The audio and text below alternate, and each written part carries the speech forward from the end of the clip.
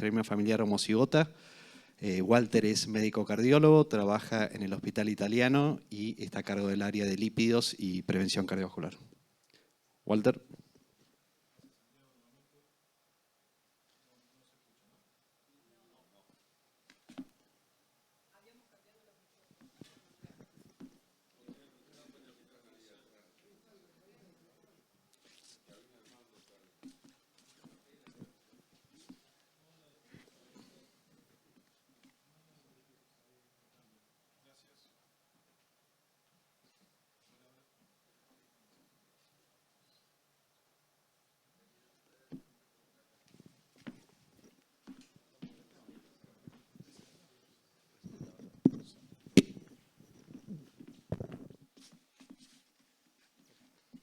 Bueno, buenas tardes. Gracias otra vez por la invitación. Esperando que carguen la presentación. Santi. Bueno, la idea del cierre de hoy de la jornada es hablar un poquito de los casos más graves, de los casos más extremos, de los que realmente nuestras intervenciones pueden cambiarle la evolución y la historia natural a estos pacientes, ¿verdad? Me toca a mí en los casos más graves de hipercolesterolemia familiar. Estos son, bueno, mis conflictos de interés. Ahí vienen. Ahí está. Esto lo explicó muy bien Maribé, el contexto en el cual estamos hablando. No voy a entrar porque ya se explicó con mucho detalle. Características en cuanto al diagnóstico, al examen físico, a los signos, a los síntomas, a su genética, pero sí quiero remarcar dos cosas. Los pacientes con hipercolesterolemia familiar homocigota tienen altísima mortalidad, tienen altísimo riesgo cardiovascular. Y si no contextualizamos este punto, todo lo que viene después cuesta ponerlo en contexto. O sea, son pacientes que van a tener muchos eventos y van a morir precozmente si no intervenimos con respecto a sus niveles de colesterol.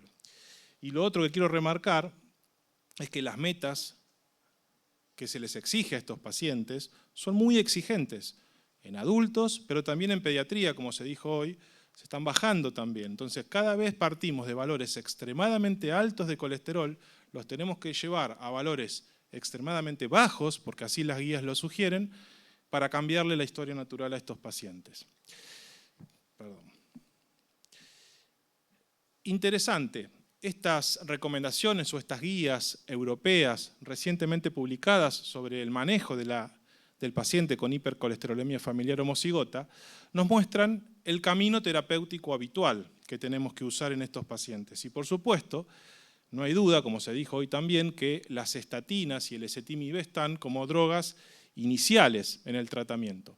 Pero fíjense que aparece algo muy interesante, que es, en tercer lugar, probar bien los inhibidores de PCSK9, pero quedarse y ver la respuesta de estos pacientes. Es decir, si los pacientes responden a esta tercera droga, continuar con ella, pero si no responde, si no tiene una buena respuesta a los inhibidores de PCSK9, bueno, y no se cumplen las metas, que fíjense en las metas, las repasamos, 55 en pacientes que tienen enfermedad cardiovascular o factores de riesgo asociados, 70 si no lo tienen, y hoy se hablaba del valor de niños, ¿no? 115 ya empiezan a aparecer en niños y adolescentes. Es decir, metas muy exigentes. Si no se cumplen y no responde, bueno, tenemos alternativas. Tenemos la féresis, con todo lo que eso implica y que ustedes conocen, y por suerte comenzaron a aparecer nuevas alternativas para bajar el colesterol, de las cuales vamos a hablar unos minutos, que son lomitapide y los inhibidores de la proteína símil angiopoyetina tipo 3, específicamente voy a hablar de evinacumab. Esto también es muy importante. Ustedes saben que los pacientes con hipercolesterolemia familiar homocigota tienen diferentes grados de, digamos, actividad residual de su receptor del LDL. Desde mucho a nula. Y esto tiene una implicancia directa con el tratamiento. Los tratamientos estándares que dependen de esa actividad del receptor, como por ejemplo las estatinas, tienen una respuesta totalmente diferente en los pacientes que tienen algo de respuesta residual en su receptor a los que no tienen nada. Fíjense que puede ser exactamente la mitad la respuesta de las estatinas. Lo mismo pasa con terapias más complejas y más costosas como los inhibidores de PCSK9 y por eso las guías dicen que si no consigo una respuesta, probablemente es porque estemos aquí, en este sector, en los que no tienen ninguna actividad residual del receptor del LDL, no tiene sentido continuar con la terapia. Pero por suerte tenemos estas alternativas, de las cuales vamos a hablar ahora, que son independientes de la actividad del receptor residual. Fíjense que la respuesta en el nivel de descenso del LDL se mantiene independientemente, insisto, de la función de ese receptor del LDL y eso es muy importante. Hablamos de la lomitapida, el primero de estos dos fármacos. Un poco se habló hoy en presentaciones iniciales sobre el rol que tenía esta proteína microsomal en el ensamblado, en el armado de las VLDL, juntando la ApoB con los triglicéridos. Bueno, justamente el lomitapide lo que hace es inhibir, actuar sobre esta proteína y por lo tanto evitar que se sinteticen y se liberen a circulación las VLDL. Básicamente ese es el mecanismo de acción de esta proteína, de este fármaco, que es un fármaco tradicional en el sentido que se administra por vía oral.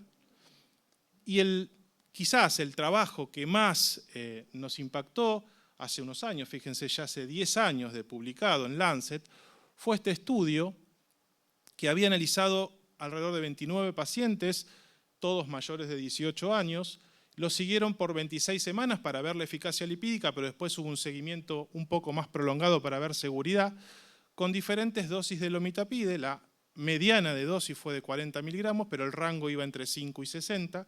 Y fíjense que lo que observó el estudio es que hubo una reducción del 50% del nivel de LDL a lo largo del tiempo en los pacientes, insisto, con esta patología crítica de altísimo riesgo, en la reducción del LDL. 50%, como dicen los chicos, es un montón. Porque imagínense, pacientes que están quizás en 300, en 250 de LDL a pesar de todo el tratamiento previo, bueno, bajarlo a la mitad es un montón desde el punto de vista del riesgo cardiovascular. Con respecto a la seguridad, el efecto adverso más común fueron los efectos gastrointestinales. Y esto tiene lógica porque también esta proteína, el cual es el target de la lomitapide, está en el intestino y también está encargada de ensamblar los kilomicrones. Así que, de alguna manera, se produce un cierto grado de malabsorción intestinal y los síntomas gastrointestinales son frecuentes en estos pacientes. Y lo otro que generaba cierta preocupación era el aumento del porcentaje de grasa hepática, ¿bien? Por el mismo mecanismo que explicó muy bien el doctor Nogueira hoy. Se acumulaba el colesterol dentro del parénquima hepático y generaba esteatosis. Esto parecía un porcentaje relativamente menor, pero estable durante el tiempo. Hay datos sobre extensión de estos pacientes, extensión de los primeros ensayos clínicos que también han sido publicados. Fíjense que los niveles de reducción del LDL se mantienen a lo largo del tiempo en forma muy significativa y, como les decía antes, la esteatosis hepática parece también estabilizarse en un porcentaje relativamente menor. También tenemos datos de la vida real, fuera del trial, sino agarrando los pacientes, en este caso son pacientes de 9 países de Europa, ¿bien? Son 75 pacientes que estaban con el tratamiento con lomitapide, una dosis media de 20 miligramos, insisto, de 9 países europeos y seguidos por, en promedio, 19 meses. Y fíjense que nuevamente la reducción en el nivel de LDL fue muy importante, 60% de reducción en los niveles de LDL, y eso aparejó que aproximadamente el 37% de la población dejara de hacer LDL aféresis, con lo que eso implica. Fíjense lo que da la población, ¿no? El LDL, la mediana de LDL no tratada era de 540 y el LDL basal, ya con todo el tratamiento estándar, 281. O sea, eran pacientes con un LDL muy alto y con altísimo riesgo, a pesar de que ya estaban la mayoría con estatinas y ezetimibe. Este mismo seguimiento de pacientes de la vida real mostró que el 13% de esos pacientes tuvo que discontinuar el tratamiento por síntomas adversos o efectos adversos, 40% específicamente tuvo síntomas gastrointestinales, Fíjense que se reparten entre la diarrea y náuseas, pero como dije antes, la tendencia en el seguimiento fue decreciente y al final del seguimiento aproximadamente el 7 y el 10% de los pacientes tuvieron síntomas digestivos. Y un análisis totalmente exploratorio, porque no fue un estudio obviamente para testear esto, pero fue un análisis exploratorio que los autores midieron la incidencia de eventos cardiovasculares mayores los 2 años previos al comienzo con lomitapide y los compararon con los 2 años posteriores. Y lo que evaluaron fueron, fíjense, los 2 años previos la tasa, la incidencia de eventos fue 21 casos o eventos por cada 1000 pacientes años, y los 2 años posteriores, en los cuales los pacientes ya estaban medicados con lomitapide y manejaban niveles mucho más bajos de colesterol LDL, fíjense que bajó a 7.4 casos, eventos por cada 1000 pacientes año. También estos estudios de vida real mostraron que efectivamente también hubo un aumento en la esteatosis hepática, bien, aunque la mayoría de ellos fue leve a moderada, y le hicieron un fibroscan. Y ustedes saben que esto es muy importante porque hay una muy mala correlación entre el diagnóstico de hígado graso ecográfico y la verdadera concentración de grasa y fibrosis por el fibroscan. Y lo que mostraron estos autores es que en principio, si bien hubo una tendencia, no fue estadísticamente significativa, medido por fibroscan, la fibrosis antes y después de consumir este nuevo fármaco. Finalmente, con lomitapide, otro estudio también basado en evidencia de la vida real, que fíjense analizó 30 pacientes de Italia y 29 de Francia. Pero lo interesante, y se los muestro, porque acá se compararon 2 estrategias. Pacientes agregándole lomitapide versus la féresis de LDL. Y lo que vieron es que efectivamente los pacientes que estuvieron medicados con lomitapide alcanzaron niveles de reducciones más importantes en el nivel de LDL con respecto a la féresis, y esto que está acá abajo es lo más importante. El 77% de los pacientes tratados con lomitapide versus el 21% de los pacientes tratados con féresis redujeron más del 50% los niveles de colesterol LDL. La segunda estrategia farmacológica que tenemos, recomendada por las guías y que por suerte ambas estrategias también están disponibles en nuestro país, es esta forma, bien, de inhibir a esta proteína símil angiopoyetina del tipo 3, que es en realidad un inhibidor de varias lipasas, de la lipoproteína lipasa y la lipasa endotelial, que como se habló muy detalladamente durante la jornada de hoy, están claramente involucradas en de alguna manera, en el catabolismo de las partículas ricas en triglicéridos. De alguna manera, generando o favoreciendo el clearance de las VLDL y de sus remanentes, también hacen que menos de esas partículas se transformen en LDL. Hay otros mecanismos no del todo claros por el cual este fármaco, que insisto, es un inhibidor del inhibidor, es un anticuerpo monoclonal 100% humano que inhibe a esta proteína, que inhibe a su vez a las lipasas. ¿Bien?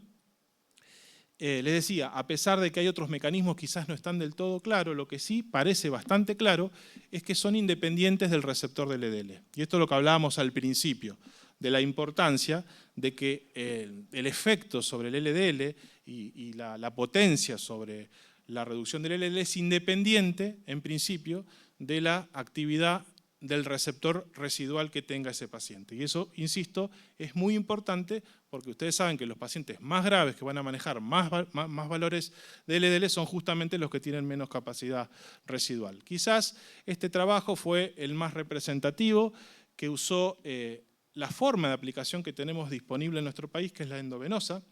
Este anticuerpo monoclonal se administró a 15 miligramos kilo, ¿bien? 1 hora más o menos de infusión mensual, y este estudio, el estudio ELIPSE, incluyó pacientes mayores de 12 años y lo siguió por 24 semanas para ver la eficacia y la seguridad. Esto de 12 años es importante porque la primera aprobación, justamente luego de conocerse estos estudios, autorizaba a utilizar este tipo de fármacos no solamente en los adultos, sino en los niños más de 12 años, y actualmente, por una revisión de la evidencia, se ha aprobado a partir de los 5 años de edad. Así que incluye también a la población pediátrica. Bueno, este estudio eran 43 sus 22 pacientes, y fíjense lo que pasó a lo largo del tiempo. ¿Bien?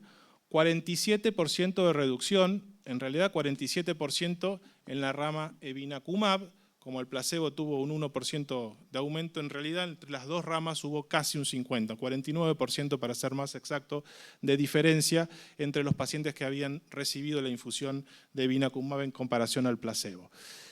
Así que nuevamente estamos hablando de reducciones, lo mismo que pasaba con lomitapide, reducciones importantes de alrededor del 50%.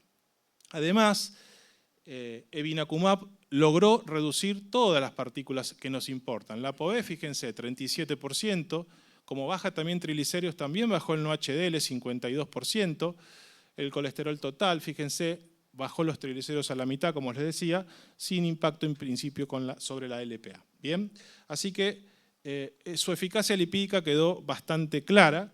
Y en cuanto a los efectos adversos de la información que surge de estos estudios con este número pequeño de pacientes, no apareció grandes situaciones, como todos los monoclonales, a veces síndromes flu-like o relacionados con el sitio de infusión, algunos menos importantes como puede ser rinorrea, algún síntoma digestivo, pero en principio no hubo nada que llamó la atención. Ahora, les muestro esto porque me parece que quizás es la implicancia y el mensaje que quiero dejar. Este es un estudio de simulación, con todas las limitaciones que ustedes me pueden decir. Es un modelo de Markov, como ustedes conocen. Se hizo un análisis en el cual, o un modelo en el cual, qué pasaba con los pacientes con HF homocigota que recibían diferentes esquemas terapéuticos. ¿Bien? Y el outcome, lo que querían ver en este modelo, era la sobrevida, justamente. Y fíjense, si un paciente con HF homocigota que no tenía ningún tratamiento, tenía una mediana de sobrevida de 33 años. Que volvemos al inicio, luz roja para estos pacientes. Ahora, si le dábamos estatinas de alta intensidad, alargábamos su sobrevida a 42 años. Si se lo agregábamos con ezetimibe, 51. Si le dábamos un monoclonal inhibidor de PCSK9, 65. Y fíjense que si le agregábamos en este caso una alternativa nueva como el evinacumab, lográbamos la sobrevida, llevarla aproximadamente a 77 años, que está muy cerca a la sobrevida general de la población de Estados Unidos cuando se hizo este estudio. O sea, esto, si bien insisto, es un modelo simulado, acá lo que estamos diciendo es, esta gente tiene muchísimo riesgo, pero tenemos herramientas que pueden hacer cambiar la historia natural de la enfermedad.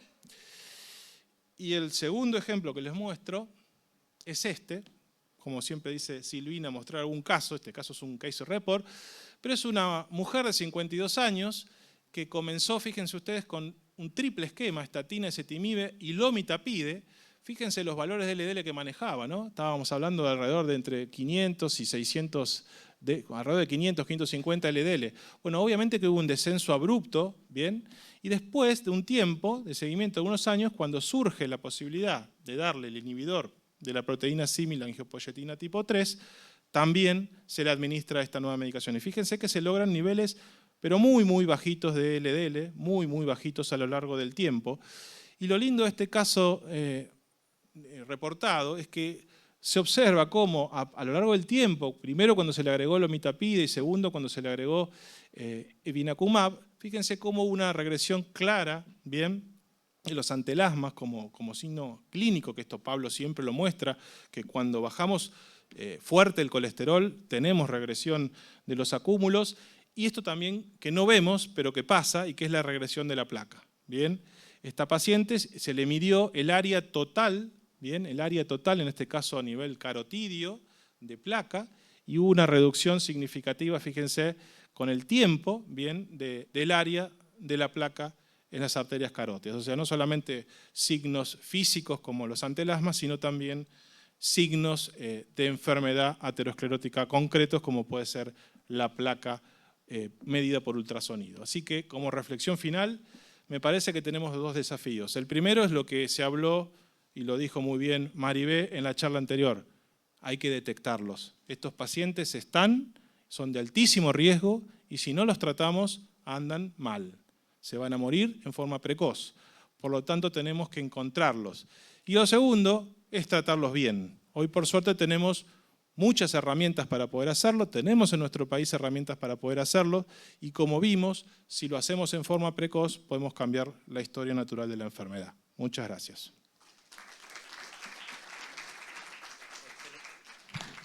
Excelente, Walter. Así que bueno, muchas gracias. La próxima presentación va a estar a cargo de Juan Patricio Nogueira. Juan Patricio es médico clínico, endocrinólogo, expresidente de la Sociedad Argentina de Lípidos y investigador del CONICET. Nos va a hablar acerca de nuevas alternativas terapéuticas sobre síndrome de quilomicronemia familiar. Juan.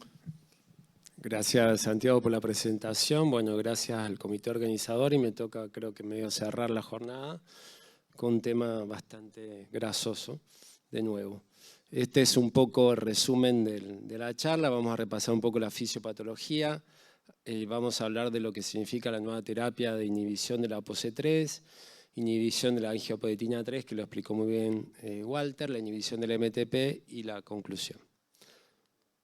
Bueno, estoy esperando que aparezca la diapositiva, pero bueno, es simplemente sobre un recordatorio de la actividad de la lipoproteinipasa. Sabemos que es una enzima compleja porque está insertada, acá está, por fin apareció. Bueno, esta es la imagen tridimensional de la lipoproteinipasa. En rojo, fíjense, tenemos dos inhibidores, la ApoC3 y la familia de las angiopoietinas 3, 4 y 8, ¿sí? Y la estrategia está un poco dirigida a ¿qué cosa? A inhibir los inhibidores. Si yo inhibo a los inhibidores, dejo como más abierta esa compuerta y la actividad lipoproteinipasa va a funcionar. Recordemos el rol de la ApoC3. Lógicamente, la primera función es inhibir la actividad lipoproteinipasa, impidiendo la conversión de kilomicrón a su remanente y de VLDL a su remanente. Pero fíjense en esta imagen, en la parte superior del gráfico, la ApoC3 bloquea la recaptación hepática de estos tres receptores, la recaptación principalmente de remanentes. Y la tercera acción, la ApoC3, también estimula la secreción, ¿sí? Entonces, podemos resumir que la ApoC3 estimula la secreción de lipoproteínas ricas en triglicéridos y que frena el catabolismo. Pero este freno del catabolismo tiene como dos niveles. Un primer nivel que depende de la lipoproteinipasa y el segundo nivel que depende de la recaptación de receptores, que es un mecanismo independiente de la actividad de la lipoproteinipasa. Dicho esto, en el síndrome de quilomicronemia familiar, en este balance entre producción y catabolismo, sabemos que hay un déficit severo. Tenemos realmente, cuando se hace la actividad lipoproteinipasa, la actividad es plana, es nula. ¿Sí? Haciendo un poco el paralelismo con lo que contaba Walter, no hay actividad residual, sino la actividad es plana o nula. ¿Qué pasa con la quilomicronemia multifactorial, que es el otro causal de hipertrigliceridemia severa? Tenemos también un déficit en el catabolismo, pero hay cierta actividad residual de la lipoproteinipasa y hay un ligero, ¿sí?, aumento de producción, un ligero aumento de ApoB. Entonces esto lo vamos a interpretar después con la estrategia terapéutica, entendiendo la fisiopatología. Dicho esto, la nueva terapia está dirigida principalmente a bloquear la síntesis del ARN y por un lado tenemos los antisentido. Acá vemos el pre-ARN y vemos como si fuera un cepillo de color negro, los antisentido que se insertan, que es de una simple hebra en el ARN y por todo este mecanismo activa esta proteína de color naranja que es la RNasa, en este caso dirigida a proteínas target. Recordemos, los antisentido actúan en el núcleo, es una simple hebra. En cambio, las pequeñas moléculas de interferencia de ARN son de doble hebra, ¿sí? Fíjense que tienen acá en este caso una de color verde y otra de color celeste. La de color verde es sentido y la celeste es antisentido. Se inserta en el citosol, en este complejo multiproteico conocido como RISC. Queda la hebra antisentido y de esta forma degrada la proteína target, degrada la síntesis proteica, pero actuando sobre el citosol. Bien, hablemos de la ApoC3. Entonces, si yo bloqueo la ApoC3, voy a disminuir la síntesis. Dijimos que la actividad lipoproteinipasa no funciona, entonces al bloquear la ApoC3 actuaría por esta vía que es independiente a la actividad lipoproteinipasa, mejorando el catabolismo y disminuyendo la producción. Ese sería un poco el mecanismo por el cual yo haría un anti-ApoC3. Recordemos el volanesorsen, es un antisentido que bloquea la síntesis a nivel de núcleo de la ApoC3. Dos estudios pivotales, el estudio APPROACH en síndrome de quilomicronemia familiar, 33 pacientes con volanesorsen, 36 con placebo. Fíjense una disminución, en este caso de 84% del nivel de ApoC3 en la parte superior y de 77% de triglicéridos en estos pacientes. ¿Qué pasaba con el volanesorsen en el estudio COMPASS? En pacientes con síndrome de kilomicronemia multifactorial, 114 pacientes, 76 con volanesorsen, 38 con placebo, y fíjense la reducción de 76% de ApoC3 y 71% de triglicéridos. Entonces, ha mostrado reducción eficaz en estos dos grupos. Cuando analizamos los eventos, y esto sería como para buscar un paralelismo al colesterol, siempre que buscamos colesterol, reducción de colesterol, buscamos reducción de MACE. El equivalente del MACE, en este caso sería la reducción de pancreatitis, porque es, digamos, la complicación más grave de estos pacientes. Y fíjense que cuando juntamos el estudio APPROACH y el estudio COMPASS, de forma significativa reduce eventos, ¿sí? Reduce eventos pancreáticos.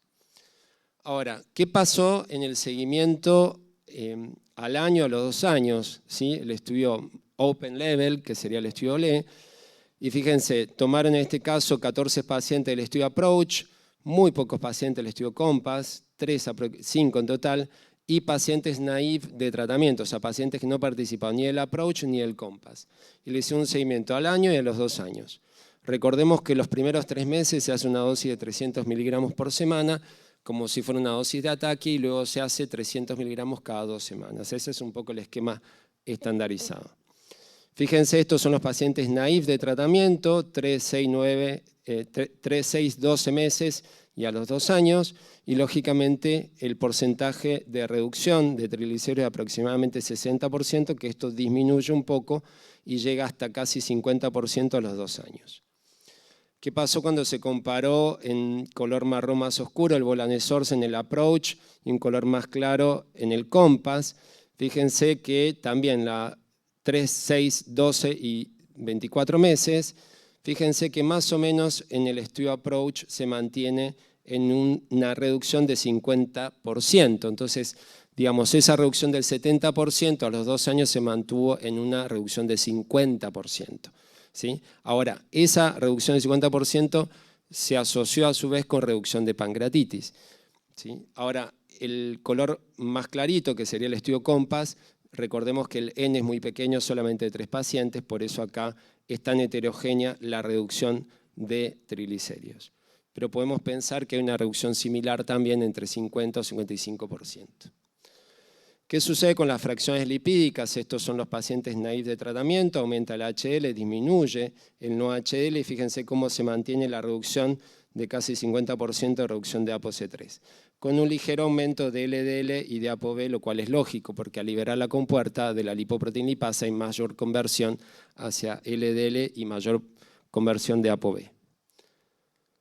Bien, ¿qué pasa con la rama del APPROACH? Tenemos casi la misma imagen, una reducción de NOACL de 40% y de 50% de ApoC3, con la misma porcentaje de aumento de LDL y ApoB, y en el estudio COMPASS es una reducción ligeramente menor de 40% de NOACL y de 50% de ApoC3 con el mismo aumento de LDL y ApoB. Bien, respecto a el uso de volanesorsen en lipodistrofia. La lipodistrofia es una causa por un déficit de leptina, pero es una causa de hipertrigliceridemia severa.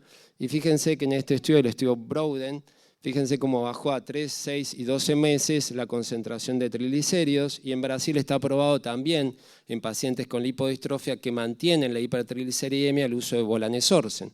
Sería otra causa de hipertrigliceridemia severa que no es kilomicronemia familiar ni multifactorial. Bien, este es un antisentido, el olazorsen, que es del grupo de familia que se llama GalNAc, en la cual utiliza una cialoproteína hepática, y a diferencia del volanesorsen no tendría efectos sobre la reducción plaquetaria, que es un efecto adverso que presenta el volanesorsen. El único trabajo que encontré es en hipertrigliceridemia moderada, a dosis crecientes, y fíjense cómo baja el nivel de triglicéridos de forma significativa. Lo mismo vemos acá en la curva. Bien, respecto a los antisentido, en este caso la doble hebra, los inhibidores de ARN de transferencia, todavía no tienen nombre propio, es el estudio PALISAD, que está en curso en hipertrigliceridemia con kilomicronemia. Recordemos esta doble hebra que justamente, como explicaba previamente, bloquea la síntesis de ApoC3. Y estos son resultados a dosis crecientes 25, 50 y 100. La dosis más alta en color violeta es de 100, pero es similar a la de 50 miligramos cada 3 meses. Y cómo baja ApoC3, cómo baja triglicéridos y su efecto sobre el no HDL y el aumento de HDL proporcional a la dosis. Estos son los porcentajes de reducción, 25 y 50, con una reducción de 90 y pico % de ApoC3 y 80% de triglicéridos. Lomitapida, así como explicaba Walter, se usa para hipercolesterolemia, pero lógicamente bloquea la MTP, entonces esta proteína que ensambla el triglicérido con la ApoB va a hacer que disminuya la secreción de VLDL y pensando en el intestino hace lo mismo, bloqueando, digamos, el ensamblaje entre ApoB48 y triglicéridos, de esa manera disminuye la secreción de kilomicrón. Este es el único trabajo hasta ahora publicado de Ángelo Cefalú, publicado el año pasado, fíjense, con dosis crecientes de lomitapide, de menor a mayor, y es proporcional al aumento de dosis la reducción de triglicéridos en pacientes con síndrome de quilomicronemia familiar, pero paralelamente tenemos un aumento de las enzimas hepáticas, aunque por FibroScan no ha mostrado fibrosis. Pero hay algunos marcadores que podrían explicar algo de fibrosis, si es una ventana abierta, si produce o no fibrosis, pero sí produce esteatosis. Vamos a la última, la angiopoietina 3. Sabemos que actúa sobre el lipoproteilipasa, pero hay algunas hipótesis de modelos in vivo, en la cual también actuaría parcialmente sobre la secreción. Recordemos que inhibe la lipoproteinipasa, entonces sería probablemente activa o útil en pacientes que todavía tengan algo de actividad residual de esa lipoproteinipasa, como sería la forma multifactorial, sumado a un mecanismo ligado a la síntesis. Este es dentro del estudio con hipercolesterolemia familiar, fíjense cómo mostraba Walter la reducción de triglicéridos, la reducción de ApoC3. ¿Sí? Ya mostraba una tendencia de no solo actuar sobre colesterol, sino también actuar sobre triglicéridos y ApoC3. Fíjense en estudios con pérdida de sentido, en la cual cómo baja la concentración de triglicéridos de 130 a 94, aproximadamente 40% de reducción, y lógicamente la reducción sobre LDL y la reducción de 49 a 46 de HDL. Son familias que tienen LDL, triglicéridos y HDL bajo, los tres bajos, ¿sí? Este es un póster que es muy interesante, en la cual comparan evinacumab, 15 miligramos a la izquierda, síndrome de quilomicronemia familiar, aparentemente no tiene efecto, y en 2 cortes de síndrome de quilomicronemia multifactorial, en la cual habría una reducción significativa de triglicéridos con evinacumab a 15 miligramos. Este es un estudio con el GalNAc, digamos, es un antisentido de la angiopoietina 3 en diabéticos tipo 2 con hígado graso e hipertrigliceridemia. Acá vemos dosis crecientes, ¿sí? Con reducción de triglicéridos y lógicamente reducción de su marcador, que es la angiopoietina 3. Y en esta imagen vemos reducción de 38% de VLDL, reducción de 7% de LDL y 24% de disminución de HDL. Y este es un aro anti-angiopoietina 3, doble hebra, actúa en citosol y lógicamente disminución a dosis crecientes de menor a mayor de angiopoietina 3, de este anti-angiopoietina 3, la dosis mayor reduce angiopoietina 3 y lógicamente de forma significativa triglicéridos y la misma imagen del no HDL. Entonces, concluimos diciendo que la inhibición de la ApoC3 reduce triglicéridos plasmáticos y riesgo de pancreatitis aguda en la forma familiar y multifactorial, tanto ligado a mecanismos de producción como ligado a mecanismos del catabolismo independiente a la lipoproteinipasa. Y la inhibición de la angiopoietina 3 reduciría triglicéridos plasmáticos aparentemente solo en la forma multifactorial, lo cual es lógico porque en la forma multifactorial tendría una actividad residual de lipoproteinipasa y paralelamente también habría una inhibición de la producción.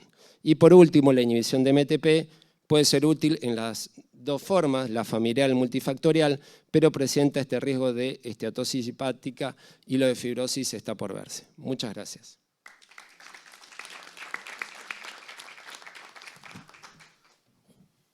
Bueno, muchísimas gracias, Juan. Excelentes ambas presentaciones con una puesta al día de 2 patologías que ingresan dentro de lo que son las patologías raras o poco frecuentes, pero reales. y como bien dijo Walter al comenzar la presentación, hay que tomar una conducta ya, porque la mortalidad en este grupo de pacientes es altísima y si no la tomamos, sabemos cuál es el destino. Bueno, ¿alguna pregunta del público?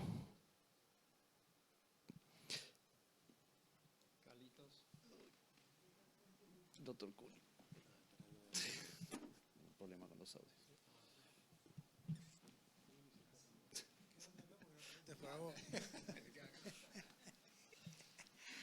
No, me llama la atención, uno va pensando mientras el disertante habla, y vos comentabas que cuando uno utiliza los anti-ApoC3 se produce aumento del LDL.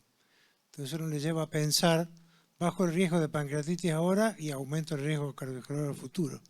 Y en las diapositivas se ve que con el tiempo ese efecto se pierde. Y no sé por qué, no sé si vos sabés.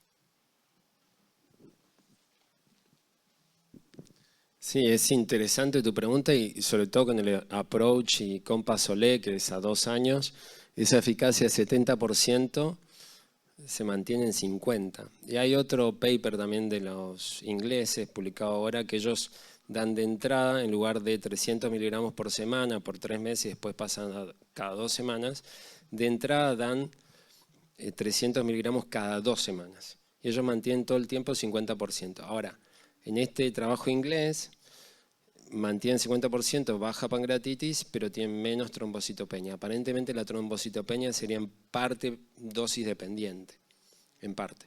Ahora, no se sabe exactamente, si bien cuando vos mejorás el catabolismo hay mayor conversión hacia LDL, hacia ApoB, no se sabe a ciencia cierta si es un LDL de tipo grande o laxo, pequeño y denso. Yo pensaría que sería más grande y laxo porque disminuye el triglicérido, entonces sería otro subtipo de partículas. Pero no, todavía no se sabe. Es un tema que hay que investigarlo todavía. Esto es muy reciente. Estos papers se habían publicado ahora en junio, julio. Más o menos eso es lo que conozco hasta ahora.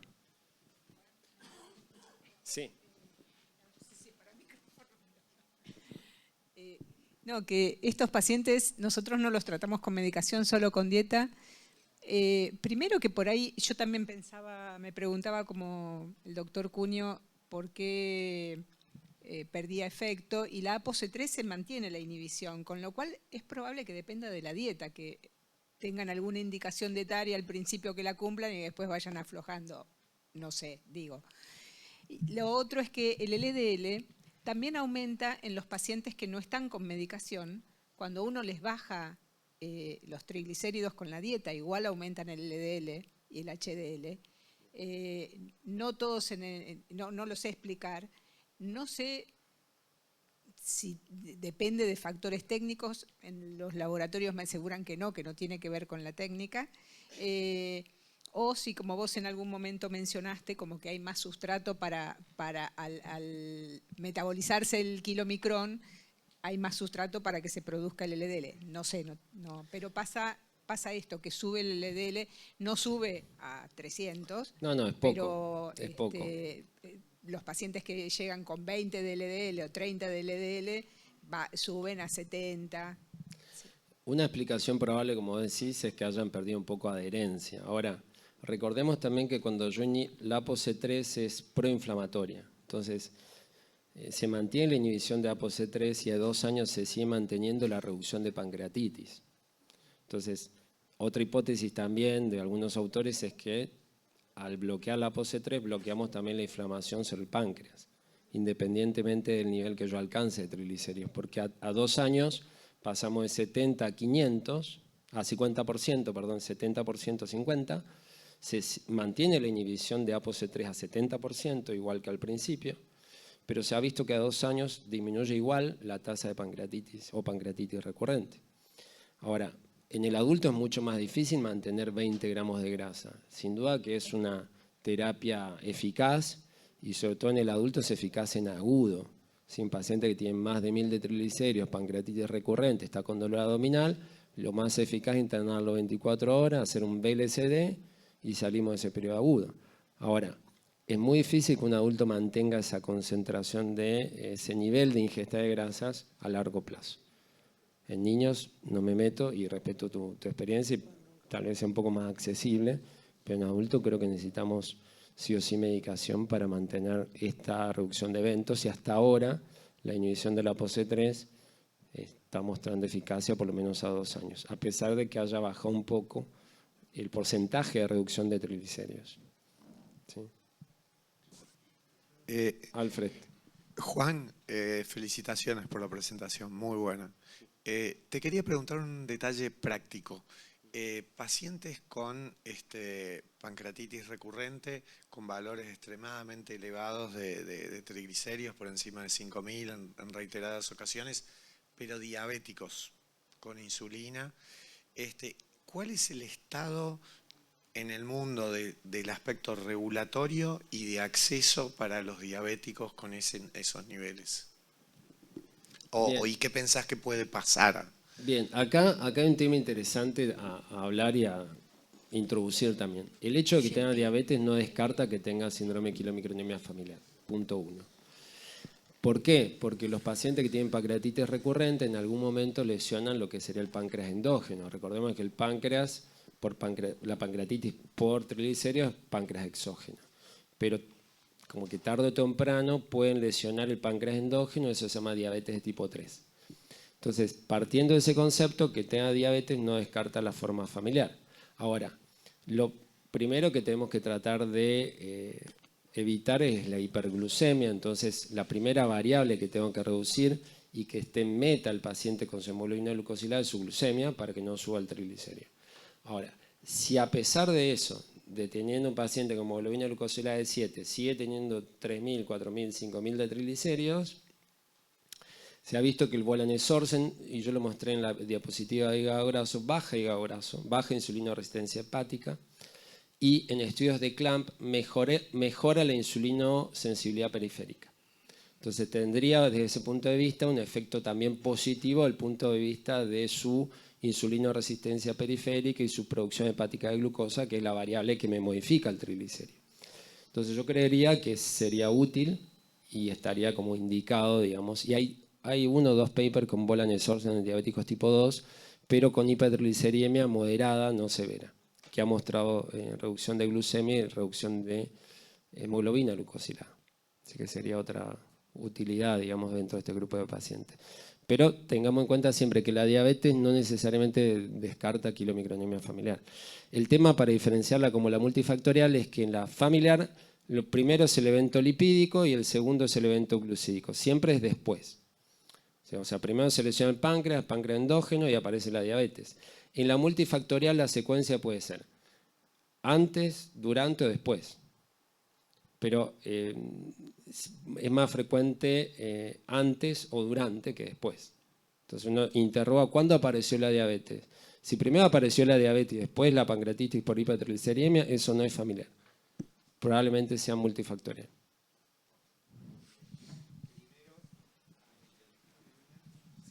Primero la hiperquilomicronemia con pancreatitis y después la diabetes.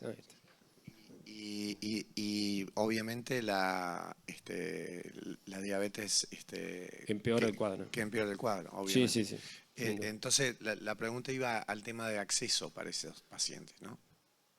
Sí, el tema es, bueno, ahí tenemos toda la parte regulatoria, que nosotros en Argentina tenemos la suerte, bueno, está Gaby ahí, que tenemos el único país que mide la actividad lipoproteinipasa. Yo tengo una paciente que tiene, perdón el ejemplo, pero oreja de burro, cara de burro, tiene todo de quilomicronemia y la genética no me da y la actividad lipoproteinipasa medio plana.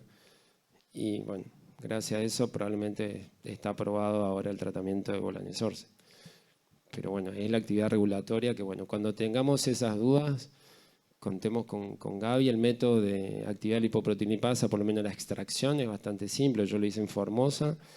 Se extrae sangre de un brazo, se pasa 50 unidades por kilo de heparina sódica, a los 10 minutos se extrae sangre del otro brazo. Lo importante es que esté frío, o sea, frío me refiero a hielo seco, etc. Y el traslado. Y después, bueno, acá contamos con la experta que ella nos facilita después el resultado. Entonces, eso creo que para todos tiene que ser un mensaje que contar con esa alternativa y un poco lo que contaba Gaby, el algoritmo de Pedro Valdivieso propone que si tiene actividad lipoproteinipasa plana, se comporta, por lo menos se comporta como una forma familiar. Y Hegel, en un paper que el otro día me compartió Pablo, propone un término que sería quilomicronemia refractaria, quiere decir, y engloba la multifactorial y la familiar, es pacientes con síndrome de quilomicronemia que tienen pancreatitis a repetición, pero no necesariamente tienen la mutación bialélica.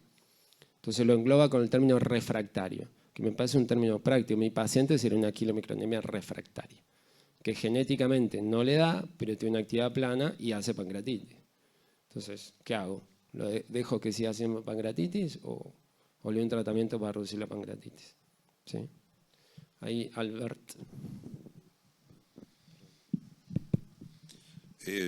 Bueno, mi pregunta va dirigida a Walter.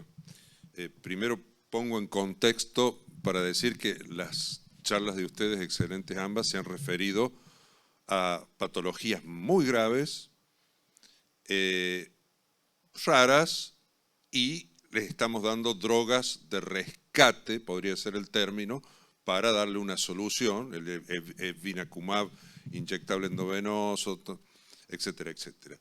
Pero la inhibición de ANGPTL3 da un espectro de disminución no solamente del LDL, sino del resto de las lipoproteínas aterogénicas. Entonces, y hay desarrollos con moléculas pequeñas de interferencia, el ARN mensajero y demás. Y entonces, probablemente, y quiero conocer tu opinión, en un futuro se destine algún compuesto inhibidor de ANGPTL3 para dislipidemias más comunes y reducción de eventos cardiovasculares. Pero haciendo la salvedad de que hasta aquí todas las drogas que han demostrado disminuir eventos son las que aumentan la actividad de los receptores. No hay ninguna, inclusive los fibratos, el último mal trago para nosotros fue el Prominent. Los fibratos no aumentan la actividad de los receptores. Entonces, ¿cómo ves vos con tu experiencia el futuro de la inhibición ANGPTL3? Sí, coincido, digamos, hay varias líneas en este momento de investigación. Vos dijiste, está los antisentido por un lado. Esta misma molécula de monoclonal también se ha probado como administración subcutánea. No está en el país, pero se está aprobado que son administraciones quizás semanales, más tradicionales a las que por ahí otros monoclonales se pueden dar. Así que tampoco yo sé si es exactamente lo mismo bloquear a esa proteína con un oligonucleótido antisentido que con un monoclonal, porque si vos ves los números que mostró Juan, parecería que, por ejemplo, con otro tipo de inhibición de esa misma proteína, el impacto sobre el LDL fue mucho menor. Acá fue alrededor de 50 con el monoclonal, pero mostraste uno que mostraste 7%, por ejemplo. Entonces, inhibir a la proteína de diferentes formas, ¿es lo mismo? Probablemente no. Así que me parece que falta mucho por conocer todavía. Coincido con vos que da la sensación de que si logramos bajar ApoB, probablemente tengamos un impacto cardiovascular y por lo tanto se empieza a abrir otros escenarios clínicos fuera de esta patología rara y crítica y grave, y obviamente pensaría en la posibilidad del paciente vascular de alto riesgo, ¿no? Pero sí, falta mucho todavía conocer. Alfredo, ahí. Exactamente. Ahí el micrófono. No, quería pedir a Santiago, quería pedirle, cuando se termine esto, porque es una pregunta ajena al tema. Cuando termine la discusión de estos. Quería preguntarle a Walter, en un paciente que con diagnóstico de HF homocigota, en el cual uno va a empezar un tratamiento con la omitapide, si hay que tomar algún recaudo previo a la administración en particular.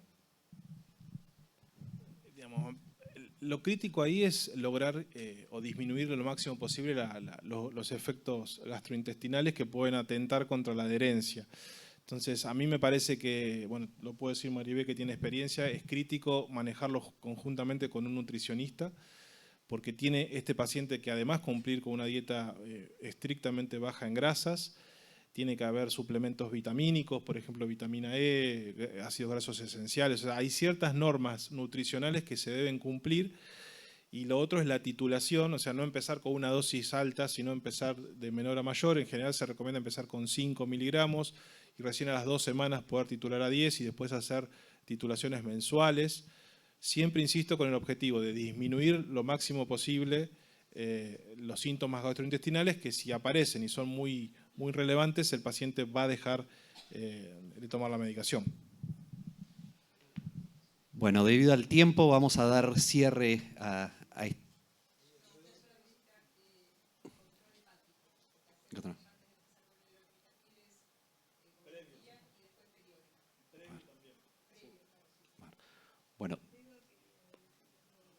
Bueno, damos cierre a la mesa y Alfredo, no sé si quería decir algo. Me puedo revelar con un tema nada que ver. Quería preguntarle una cuestión a Pablo, que tuvo la cordialidad de difundir un artículo sobre la aspirina en lipoproteína A en prevención primaria.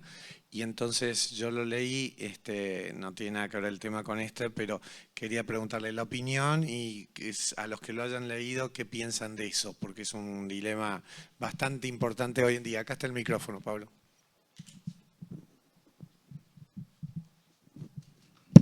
Gracias, Alfredo. Sí, el tema de la aspirina en prevención primaria surge de 2 estudios del ASPRI, que es un post-hoc, y del estudio WI también, donde han demostrado que en algún subgrupo de pacientes la aspirina, obviamente en pacientes con baja tasa o riesgo de sangrado, tendría un cierto beneficio.